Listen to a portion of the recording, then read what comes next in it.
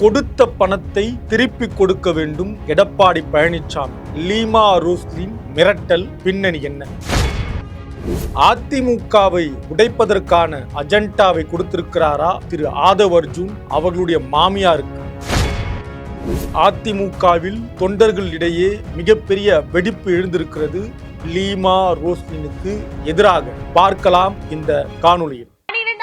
பொதுத் தேர்வில் மாநில அளவில் சிறப்பிடம் பிடித்த நாமக்கல் குறிஞ்சி மெட்ரிக் மேல்நிலைப் பள்ளி 10 பொதுத் தேர்வில் 490 மதிப்பெண்களுக்கு மேல் பெறும் மாணவர்களுக்கு கல்வி கட்டணம் முழுவதும் இலவசம். நீட் ரிப்பீட்டர்ஸ் பேட்ச் மற்றும் ஒரு வருட சிறப்பு பயிற்சி வகுப்புகள்.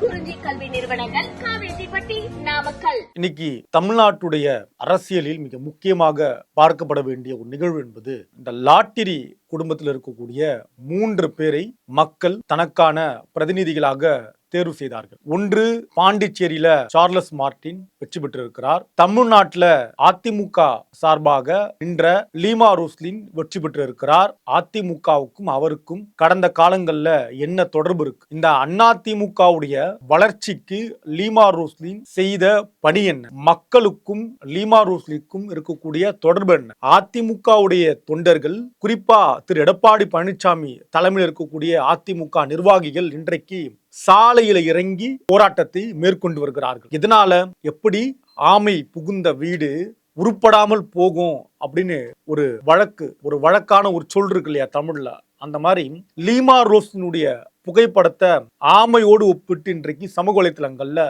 அதிகமாக பகிர்கிறார்கள். மனம் நொந்த பாதிக்கப்பட்ட அதிமுகவை சார்ந்த நிர்வாகிகள், அடிமட்ட தொண்டர்கள். அதிமுக என்டிஏ கூட்டணியோடு இந்த தேர்தலை சந்தித்த போதும் கூட, தமிழ்நாட்டில் மிகப்பெரிய அளவுக்கு பிஜேபி எதிர்ப்பு இருந்த போதும் கூட, அதிமுகவுடைய ஓட்டு வங்கி என்பது கிட்டத்தட்ட இன்றைக்கு 21%. ஆளுங்கட்சியாக இருந்த திமுகவுடைய ஓட்டு வங்கி 24. அப்படின்னா அதிமுகவுடைய ஓட்டு வங்கி 20லிருந்து 21%. பிஜேபியோடு கூட்டணி வைத்த போதும் கூட 1,20,00,000 மேற்பட்டோர் அதிமுகவுக்கு வாக்களித்திருக்கிறார்கள் என்றால் இது கடந்து செல்லக்கூடிய வாக்கு கிடையாது. மிகப்பெரிய நம்பிக்கையை இன்றைக்கும் இரட்டை இலையும் எடப்பாடி பழனிசாமி அவர்களும் விமர்சனமெல்லாம் தாண்டி பெற்றிருக்கிறார்கள். இந்த தேர்தல் களத்தில் முதலாளாக குதித்து களவேலையை செய்ததே எடப்பாடி பழனிசாமி அவர்கள் தான். அந்த கிரெடிட் அவருக்குரியது. இந்த நிலையில தற்போது அதிமுகவை 2ஆக உடைத்து எஸ்பி வேலுமணி, சி.வி. சண்முகம், விஜயபாஸ்கர் என இவர்கள் எல்லாம் தாவேகாவில் போல் இணைந்து அவர்களுக்கு தேவையான மந்திரி பதவிகளை வாங்குவதற்காக இன்றைக்கு அதிமுகவிலிருந்து கிட்டத்தட்ட ஒரு 50-60 மாவட்ட செயலாளர்கள் எஸ்பி வேலுமணி அணி திரட்டி கொண்டிருக்கிறார், தனக்கு ஆதரவாக என்கிற செய்தியெல்லாம் வருகிறது. அதே நேரத்தில் எடப்பாடி பழனிசாமி அவர்கள் பலர அதிமுக நிர்வாக பொறுப்பிலிருந்து நீக்கி வருகிறார். இப்படி இந்த நிலைமை இருப்பதற்கு காரணமாக பார்க்கப்படுவது லீமா ரோஸ்லின். காரணம், நான் ஏற்கனவே சொன்ன ஒரே குடும்பத்தை சார்ந்த மூவர். எப்படி அதிமுகவில் லீமா ரோஸ்லின் அதிகாரத்தை கைப்பற்றினார்களோ அப்படி தாவேகாவில ஆதவ் அர்ஜுனா அவர்கள் அதிகாரத்தை கைப்பற்றி அமைச்சராக ஆகிவிட்டார். அப்ப தாவேகாவில் ஆதவ் அர்ஜுனா, அதிமுகவில் ஆதவ் அர்ஜுனாவுடைய மாமியார் லீமா ரோஸ்லின் என இருவரும் ஆடக்கூடிய இந்த அரசியல் விளையாட்டு தான் இது அப்படின்னு இன்னைக்கு அரசியல் இருக்கக்கூடிய பலரும் பல கருத்துக்களை முன்வைக்கிறார்கள். இது எல்லாம் திட்டமிட்டு நடக்கப்படுகிறது. ஆதவ் அர்ஜுனாவுடைய அசைன்மெண்டே அவங்க அத்தை லீமா ரோஸ்லினை வைத்து அதிமுகவை உடைத்து எப்படியாவது கொண்டு வந்து தாவேகாவோடு இணைத்து இந்த ஆட்சியை குறைந்தபட்சம் ஒரு 3-4 ஆண்டுகளாவது ஒரு நிலையான ஆட்சியாக கொண்டு போக வேண்டும் என்றால் அதிமுகவை 2ஆக உடைக்க வேண்டும். அதற்கு ஒரே வாய்ப்பாக பார்க்கப்படுவது லீமா ரோஸ்லின். தேர்தல் முடிவு வருகிற போதே அதிமுக தாவேகா கூட்டணி வைக்கும் என்று அவர் பேசியது எடப்பாடிக்கும் ஆச்சரியமாக இருந்தது. இன்றைய முதலமைச்சர் திரு விஜய்க்கும் ஆச்சரியமாக இருந்தது. 2 தரப்பிலிருந்தும் அப்படி ஒரு வாய்ப்பு முடிவு எடுக்கப்படாத நிலையில் முடிவு வந்த அதே நாளில் லீமா ரோஸ்லின் பேசியது 2 தரப்புக்கும் அதிர்ச்சி.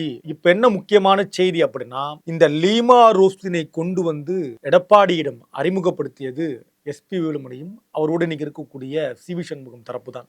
கொண்டு வந்து இணைச்சு அதிமுகவுக்கு ஒரு பெரிய அளவுல விட்டமினை அவர்கள் கொடுத்திருக்கிறார்கள். விட்டமின் பா, விட்டமின் எம் அப்படின்லாம் எழுதுறாங்க.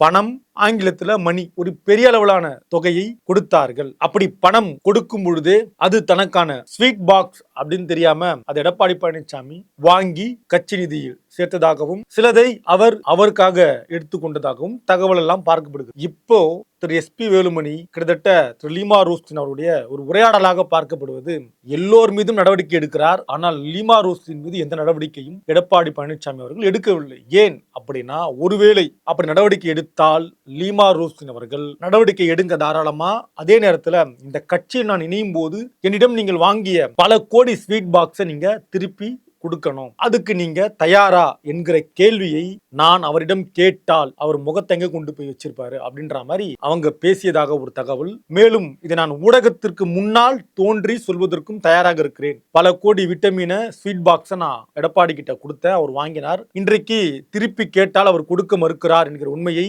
நான் ஊடகத்துக்கு முன்னால் சொன்னால் அதிமுகவுடைய நிலைமை என்ன என்று ஒரு பிளாக் மெயிலை தொடங்கியிருக்கிறார் திரு ஆதோ அவர்களுடைய மாமியார் அன்பு அத்தை லீமா ரோஸ்லின்.